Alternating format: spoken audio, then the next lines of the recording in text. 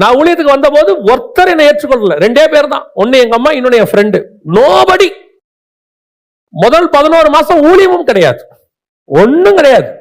ஆனாலும் நான் சொல்லுவேன், கர்த்தர் ஒருத்தர் என் கூட இருந்தார். அழைத்தவர் உண்மை உள்ளவர், அவர் வாக்கு பண்ணினவர் மாறாதவராய் இருக்கிறார்.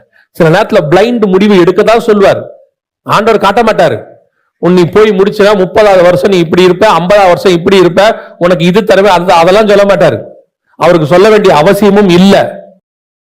நிலாவுக்கு போகும்போது என்ன சொல்லி இருப்பாங்க, அங்க போய் இறங்குங்க, மண்ணை அள்ளிக்கிட்டு வாங்க. சார் அங்க வேற ஏதாவது எதிர்பாராத ஒண்ணு வந்துச்சுன்னா வரும், போயிட்டு வாங்க. யோசிச்சு பாருங்க, ஒரு உலக பிரகாரமான வேலையில இருக்கிறவனே தனக்கு மேல உள்ள சுப்பீரியருடைய கட்டளைக்கு இவ்வளவு கீழ்ப்படிவானால், கர்த்தருடைய வேலையை செய்ய கர்த்தரை அழைக்கிறாரு, கர்த்தருடைய சித்தத்தை செய்யறதுக்கு உங்களுக்கு சில திட்டங்களை வச்சிருக்கிறாரு. நீங்க போதும்